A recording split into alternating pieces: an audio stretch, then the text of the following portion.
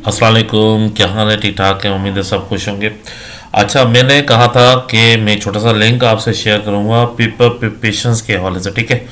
तो मैं आपको थोड़ा सा मैं ओवरव्यू दोबारा क्लियर कंटेंट के साथ दे देता हूँ ताकि आपको समझने में आसानी हो। कुछ ऐसे बच्चे हैं जिनको ये चीज़ें समझ में कम आती हैं, तो दोबारा we are just going to start it from the beginning. ये मेरा बेसिकली अपना चैनल है इसरार बुगियो के नाम से, ठीक है? इसरार बुगियो इंग्लिश लैंग्वेज लर्निंग के हवाले से, इसरार अकेडमी के हवाले से मैं स्टार्ट करने वाला हूँ। लेकिन इसमें काफ़ी चीज़ें ये है कि बहुत सारी मुख्तलिफ चीज़ें हम उसमें पुट कर रहे हैं, तो Aahista Aahista step by step. और यहाँ पे हम जो बात करने वाले हैं वो आपके पेपर प्रिपरेशंस की बात है। पेपर प्रिपरेशंस के हवाले से मैंने आपको पहले ही बता चुका हूँ कि जो मैंने आपको कंटेंट बताया है या जो तरीका बताया है वही तरीका रहेगा। फॉर एग्जांपल, अगर आपके कोई जिस तरह डेफिनेशन है किसी की, तो उसकी डेफिनेशन आपने देनी है। अगर suppose that we are just going to ask you that what's grammar, grammar क्या होती है, और what's parts of speech, parts of speech क्या होते हैं, तो उसको आपने डिफाइन करना है सिंपल वर्ड्स में, ठीक है? और ज़्यादा इसको कॉम्प्लिकेटेड या कंफ्यूजन वाला नहीं बनाना, ठीक है? उसके बाद आप अगर हम आपसे बात करते हैं कि हम ये कहते हैं कि भाई इसमें से आपने फॉर एग्जांपल जिस तरह आप आज मैंने आपसे टेस्ट भी लिया है, इस चीज़ का बताया भी है कि प्रीपोजिशंस का पूछता हूँ, तो प्रीपोजिशंस मीन्स के प्रीपोजिशंस के हवाले से अगर मैं आपको ये पूछ रहा हूँ कि उसकी डेफिनेशंस बताएं, तो उसकी डेफिनेशन बताएं।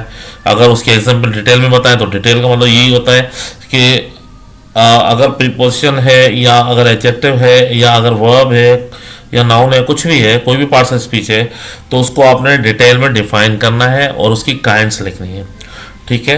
मैक्सिमम काइंड्स लिखें, जितना लिख सकते हैं अच्छी बात है, जितना लिख सकते हैं, जितना आता है आपको वो लिखें। और दूसरा तीसरा एक पॉइंट यह हमारा ये है कि अगर उसमें कोई वर्ड अगर आपको दिया जाता है कि भाई इस वर्ड्स पे इसको अपने जुमलों में इस्तेमाल करें, अपने सेंटेंसेस में इस्तेमाल करें, जो अपने सेंटेंस यूज़ करते हैं नॉर्मल लाइफ में उसमें इस्तेमाल करें, या कोई भी सेंटेंस आप लोग बनाते हैं, तो उसमें अगर वो चीज़ पूछी जाती है, तो इसका मतलब हम आपसे जो क्वेश्चन कर रहे हैं उस क्वेश्चन के हवाले से ही पूछना है, ठीक है? वो जो आपको वर्ड दिया गया है, जो भी वर्ड होगा, जैसे बताया गया था आपको कि जो भी वर्ड है, फॉर एग्जाम्पल कैट है, कार है, डोर है, डेस्क है, मून है, ठीक है, फीवर है, ठीक है, लाइफ है, और इस तरह कोई वर्ड आ जाता है, तो उसको आपने समझना है कि ये वर्ड पूछ क्या रहे हैं और ये क्या कौन सा वर्ड है। अगर उसमें कोई वर्ड नहीं है तो कोई इशू नहीं है, दैट्स नॉट बिग डील। अगर नहीं है तो कोई मसला नहीं है, आप उसमें कोई जुमला ना बनाए तो बेहतर, कोई मसला नहीं। अगर आप 10-15 जुमले बोले जाते हैं कि आप इस पर सेंटेंस बनाएं, तो आप सिंपल सेंटेंस बना सकते हैं उसके ऊपर, ठीक है? 5 जुमले, 10 जुमले, 6 जुमले, 8 जुमले, जो भी आपको सेंटेंस, जो भी आपसे क्वेश्चन आएगा उसके हवाले से आपको उसको सिंपल आपने उसके सेंटेंस बनाने, जुमले बनाने उस वर्ड के, फिर वो वर्ड की काइंड बतानी। फॉर एग्जाम्पल, अगर मैं नाउन की बात करता हूँ, तो नाउन में आपको पता है कि प्रॉपर नाउन है, कॉमन नाउन है, कलेक्टिव नाउन है, एब्स्ट्रैक्ट नाउन है, मटेरियल नाउन है, काउंटेबल, अनकाउंटेबल, जो भी आपके पास समझ आता है आप उसमें वो लिखेंगे। भाई ये अगर उसमें 3, 4, 5 ऑप्शन भी आपको नजर आ रहे हैं कि एक जो नाउन है वो 3-4 ऑप्शन का है, तो 3-4 ऑप्शन भी लिख सकते हैं, कोई प्रॉब्लम नहीं है, कोई इशू नहीं है, ठीक है? तो इसको आप देखें। एंड में मैं आपको बता देता हूँ, इसमें कोई ऐसी चीज़ नहीं है, कोई ऐसी मतलब ऐसा कोई ख़ास क्लिक भी नहीं है इसके अंदर, ठीक है? तो सिंपल है, बहुत आसान है। प्रिपरेशन करें, रेडी रहें, प्रैक्टिस करें, मैक्सिमम प्रैक्टिस करें, ताकि आपके लिए पेपर देना आसान हो जाए। जितने पार्ट्स ऐसी चीज़ बताए गए उसको थोड़ा थोड़ा डिफाइन करें, थोड़ा थोड़ा याद करें। सबको याद करेंगे तो आपके लिए पेपर के दरमियान आपको पेपर देने में आसानी होगी। और इसके अलावा इसके अंदर और कोई ऐसी कोई चीज़ नहीं है, कोई ऐसी अमेंडमेंट नहीं है।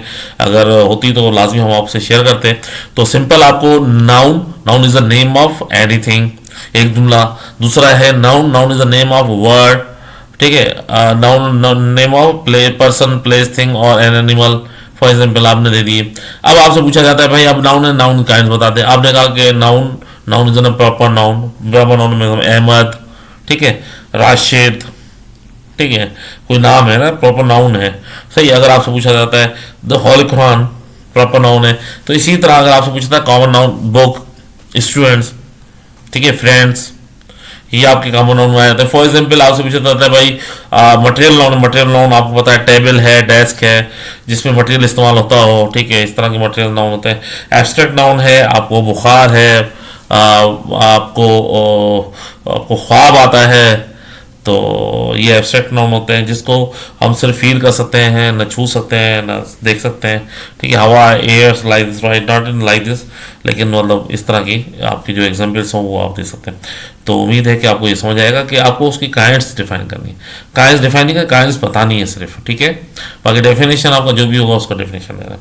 उम्मीद है आपको समझ आएगा। ठीक है, अगर समझ आया तो आप इसको अपने नोट्स में या किसी भी बुक में आप लिख रहे हैं इसको, उम्मीद है कि आप लिखेंगे भी और इसको समझेंगे भी। अगर कोई भी क्वेरी है फिर भी और टेस्ट करें ताकि मैं उसको देख लूँ। ठीक है, बहुत शुक्रिया, thank you, thanks a lot.